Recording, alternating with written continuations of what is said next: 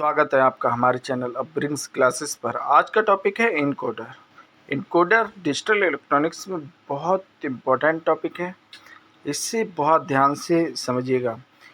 Encoder is a logic circuit which performs the opposite action of the decoder. Encoder एक logic circuit है जो decoder का बिल्कुल reverse action perform करता है। An encoder has a number of input lines, only one of which is activated at a time. encoder में कई सारी इनपुट लाइंस होती हैं, बट एक समय में केवल एक ही इनपुट एक्टिवेटेड होता है। At the output it display value of corresponding to the activated input. जो आउटपुट आपको डिस्प्ले होगा वो जो करस्पॉन्डिंग इनपुट एक्टिवेट होगा उसकी वैल्यू के अकॉर्डिंग ही होगा। ठीक है। एन इनकोडर हैज़ 2 की power n input lines and n output lines. Encoder में आपकी 2 की पावर n इनपुट लाइंस होंगी और n क्या होंगी, आउटपुट लाइंस होंगी। बेसिकली 2 की power n to n encoder का ब्लॉक डायग्राम आपके सामने है। इसमें 2 की पावर n इनपुट लाइंस है और n क्या है, आउटपुट लाइंस है। अगर हमारी n की वैल्यू कितनी हो, 2 हो, तो 2 2 या 4 यानी कि तो कितनी इनपुट लाइन्स होंगी, 4 इनपुट लाइन्स होंगी और 2 क्या होंगी, आपकी आउटपुट लाइन्स होंगी। तो इस ब्लॉक डायग्राम में हम इनपुट लाइन्स को I0 से इंडिकेट करते हैं। तो I0, I1, I2, I3 ये आपकी क्या है, इनपुट लाइन्स हैं। जब 4 आपकी इनपुट लाइन्स है तो 2 क्या होंगी, आपकी आउटपुट लाइन्स होंगी, जिन्हें हम इंडिकेट कर रहे हैं A और B से। इसे बोलेंगे 4 2 2 यानी कि 4 क्रॉस 2 इनकोडर। और इसमें एक आपकी क्या होगी, इनेबल लाइन्स होगी। इनेबल लाइन्स का मतलब है कि अगर आपको सर्किट का यूज करना है तो उसे इनेबल कर दो, अदरवाइज उसे डिसेबल कर दो। ठीक है। अगर आपके एन की वैल्यू 3 होगी तो 8 to 3 इनकोडर होगा, यानी कि 8 आपके इनपुट लाइन्स होंगी और 3 आपकी आउटपुट लाइन्स होंगी। Truth table of and 4 to 2 encoder. तो इसकी इनपुट हमने ले लिया I0, I1, I2, I3, output A और B। वैसे तो 2 की पावर 4 यानी कि 16 कॉम्बिनेशन होंगे, लेकिन केवल 4 कॉम्बिनेशन पे हमें आउटपुट मिलता है। तो 1 0 0 0 0 1 0 0 0 0 1 0 0 0 0 1। तो आउटपुट मिलेगा आपको 0 0 0 1 1 0 और 1 1। इससे हम बूलियन फंक्शन निकाल सकते हैं। ये देखते हैं कि ए आपका 1 कब है, ए आपका 2 बार 1 है, तो जहाँ पे 1 है उसके अकॉर्डिंग आप फंक्शन ले लो। अगर 0 है तो कॉम्प्लीमेंट वैल्यू आएगी और 0 नहीं है तो नॉर्मल वैल्यू आएगी।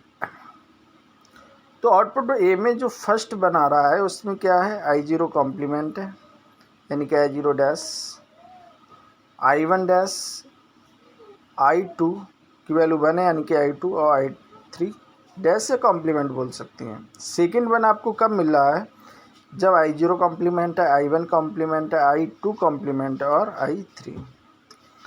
सेकेंड आउटपुट की बात करते हैं तो B में आपको फर्स्ट 1 कब मिल रहा है, जब I0 कॉम्प्लीमेंट है, I1 है, I2 कॉम्प्लीमेंट है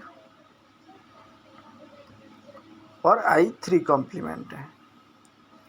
B का सेकेंड टर्म ए के सेकेंड टर्म के सेम ही है, यानी कि I0 complement, I1 complement, I2 complement और I3। अब आपके पास ट्रुथ टेबल है, बूलियन फंक्शन है, इससे आप लॉजिक डायग्राम ड्रा कर सकते हैं। ठीक है।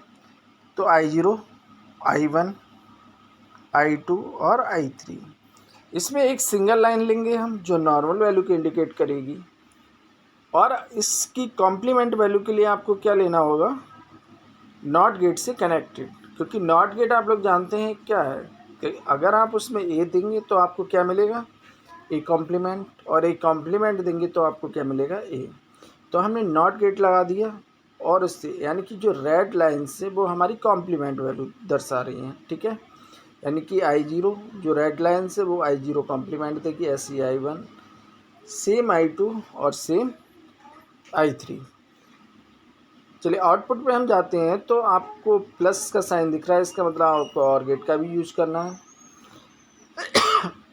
और जहाँ पे आपको जैसे I0 complement, I1 complement, I2 और I3 कॉम्प्लीमेंट, यहाँ पे आपको कितने करना है, एंड गेट का। तो प्रत्येक आउटपुट में आपको 2 एंड गेट चाहिए और एक और गेट का यूज करना है। तो जो कॉम्प्लीमेंट वैल्यू हैं उन्हें हमने रेड लाइन से इंडिकेट किया है। तो फर्स्ट क्या I0 कॉम्प्लीमेंट, I0 से हमने कनेक्ट कर दिया, सेकंड क्या I1 कॉम्प्लीमेंट और थर्ड है I3 कॉम्प्लीमेंट, और I2 को हमने ग्रीन लाइन से, ठीक है, first AND gate. Second AND gate से हम किसे कनेक्ट करेंगे, सेकंड टर्म क्या है आपका I0 complement, I1, I2 complement और I3, ठीक है। तो I0 कॉम्प्लीमेंट है, I1 कॉम्प्लीमेंट है, I2 कॉम्प्लीमेंट है और I3। इसे हमने सेकंड एंड गेट से कनेक्ट कर दिया।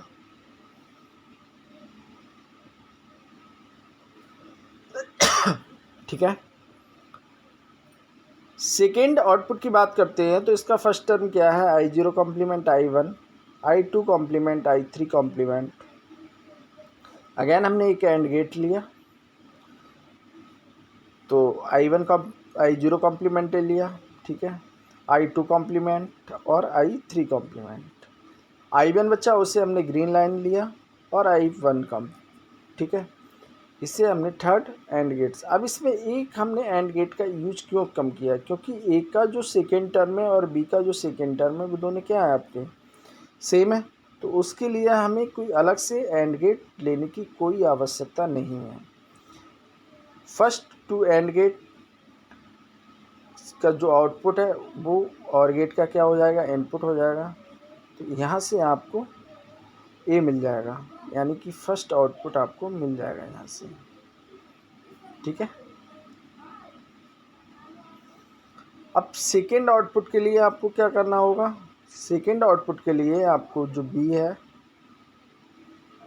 बी को आपको एक और गेट का यूज़ करना है, और उसका देखो फर्स्ट टर्म तो हमने जो थर्ड एंड गेट है वो निकाल ही लिया है, ठीक है, और जो इसका सेकेंड टर्म है उसका आपका जो और गेट का, क्योंकि ए का सेकेंड टर्म और बी का सेकेंड टर्म दोनों क्या है, सेम है, तो उन्हें हम कनेक्ट कर सकते हैं।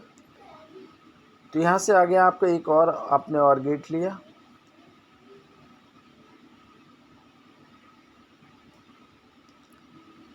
ये सेम था तो इसे हमने इसका इनपुट बना दिया और इसे इनपुट बना दिया, और यहाँ से आपको मिल गया सेकेंड आउटपुट बी। तो इसमें कुछ करना नहीं है, आपको सिंपली टेबल निकालनी है, टेबल से आपको बूलियन फंक्शन निकालना है, और बूलियन फंक्शन से आपको लॉजिक डायग्राम को ड्रा करना है, ठीक है, जहाँ जहाँ वन मिले हैं वो टर्म यूज़ करने हैं और आपको लॉजिक डायग्राम बना लेना है, ठीक है। तो उम्मीद करते हैं आपको ये टॉपिक समझ में आया होगा। Thank you.